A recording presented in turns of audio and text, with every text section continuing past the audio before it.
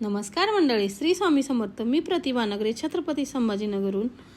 आज मी एक वेगळीच अनुभव घेतला. खूप दिवसांनी जिमला जाण्याचा योग आला आणि विशेष म्हणजे मी साडी नेसून जिम केली. संध्याकाळी 6 वाजले होते. वातावरण खूप सुंदर होतं आणि मन खूप आनंदी होतं.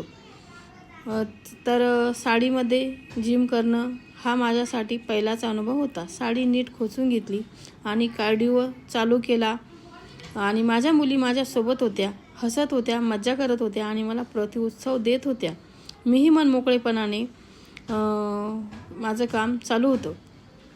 व्हिडिओमध्ये कैद केला. जिममध्ये गेल्यावर मला जाणवलं की आपल्या शरीरासाठी थोडा वेळ काढलाच पाहिजे. महत्त्वाचं, आपण दिवसभर घर, कुटुंब आणि काममध्ये व्यस्त असतो, पण स्वतःसाठी, तब्येतीसाठी वेळ काढायला विसरतो.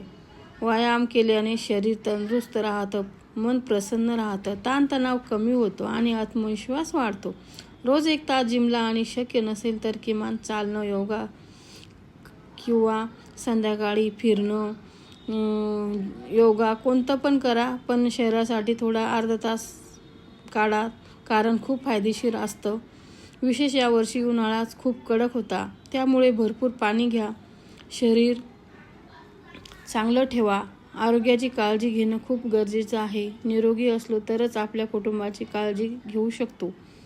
लोक काय म्हणतील याचा विचार करू नका. स्वतः थांबवू नका. लोक बोलत राहतील, टीका करत राहतील, पण आपल्या आरोग्याची जबाबदारी आपणच घ्यायची असते.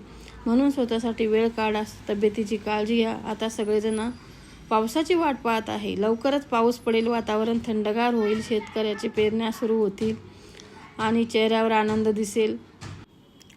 आणखीन एक महत्त्वाची गोष्ट म्हणजे चांगली झोप. आजकाल मोबाईल, टीव्ही आणि कामाच्या धावपळीत आपली पुरेशी झोप घेणं होत नाही. आपल्या शरीराला आणि मनाला विश्रांती मिळण्यासाठी 7 ते 8 तासाची झोप खूप गरजेची असते.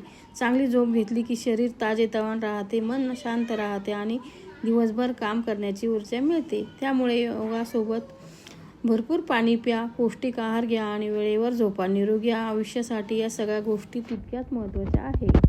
आपण आपल्या कुटुंबाची खूप काळजी घेतो, पण स्वतःची काळजी घेणं तितकंच महत्त्वाचं आहे. रोज थोडा व्यायाम करा, भरपूर पाणी प्या, चांगला आहार, पुरेशी झोप, एवढ्या सवयी लावल्या तरी आयुष्यात खूप मोठा बदल दिसून येतो. आई कधी स्वतःच्या तब्येतीकडे लक्ष देत नाही. सगळ्यांना जेवायला घालते, पण स्वतःचं जेवण वेळेवर करत नाही. हे बदलायला हवं. आईची तब्येत चांगली असेल तर संपूर्ण कुटुंब खूप सुखी राहील, चांगलं राहील, आनंदी राहील. तर काळजी घ्या माझ्या ताईंनो, मैत्रिणींनो, सर्वांनी. ताई, मावशी, काकू, बहिणींनो, एकच सांगते, वय किती असो स्वतःची काळजी घ्या. चालणं, योगा, जिम, प्राणायाम काहीतरी करा, कारण योगा, आरोग्य हीच खरी संपत्ती आहे. प्रत्येक दिवस नवीन संधी घेऊन येतो, त्यामुळे सकाळची सुरुवात हसतमुख करा, चांगले विचार करा, आनंदी राहा. आपली मुलं आपल्याकडे बघून शिकतात. आपण व्यायाम केला तर, चांगल्या सवयी लागल्या तर मुलंही त्यात मार्गावर जातील. पैसा, घर, गाडी सगळं पुन्हा मिळू शकतं, पण एकदा तब्येत बिघडली तर ती परत मिळण्यासाठी खूप संघर्ष करावा लागतो. म्हणून आजपासून स्वतःवर प्रेम करा आणि स्वतःची काळजी घ्या.